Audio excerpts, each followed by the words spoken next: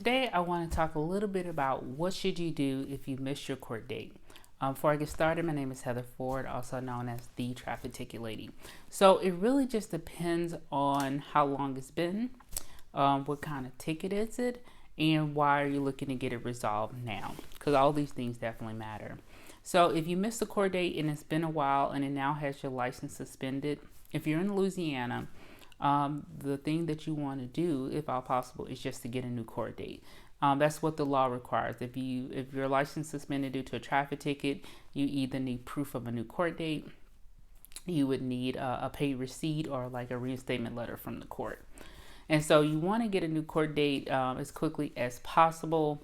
Go get the court date, provide that court date to the DMV and $100, and that should reinstate your license, assuming there's nothing else going on. You might think, well, shouldn't I just pay the ticket and be done with it? Well, that's just going to depend. It's going to depend on the nature of the ticket.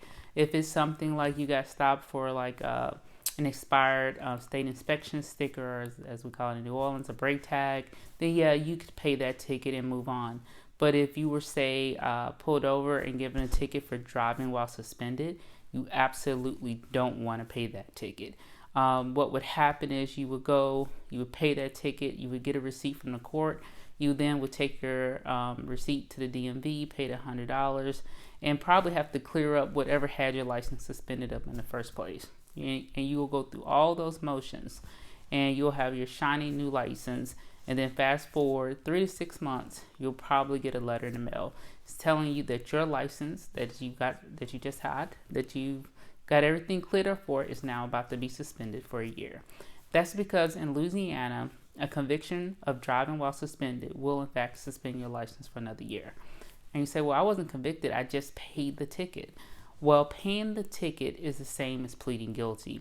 Now, a lot of courts are set up in a way that they won't let you pay a driving while suspended ticket. Those are usually mandatory tickets, but there are a few places that the system is not coded properly for that, and it will let you pay and you think you're good, and then you solve the problem today, but now you created a new headache tomorrow. So that's where it's just really going to depend.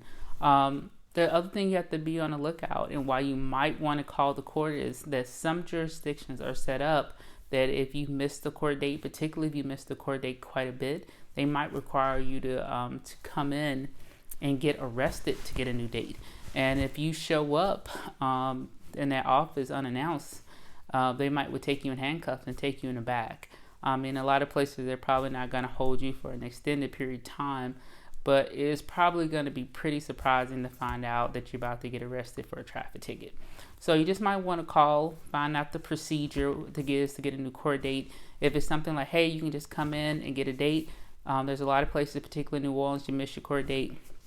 If you miss your first appearance, you can go to the clerk's window and get a new court date there. If you are set in a division, you find out what time the division is held. You go in at that time and get a court date.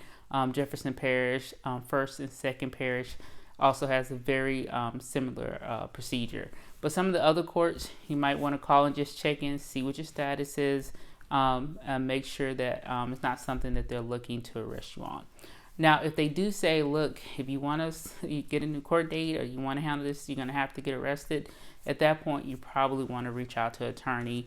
Usually we have some options where we can facilitate getting a new date without having to have you arrested. That's where an attorney can really be helpful in those situations.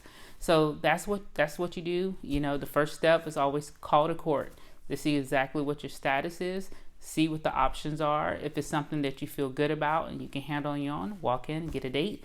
But if it looks a little hairy, it seems like it might put you in a query, then definitely reach out to an attorney. At least, usually people will at least give you some insight on the way to proceed. If you have any questions about this, I'm happy to help. Shoot me a text, 504-535-5239. I'd be happy to give you my thoughts. Again, I'm Heather Ford, the Traffic Ticket Lady, and I'm happy to help. Thanks. Have a great day.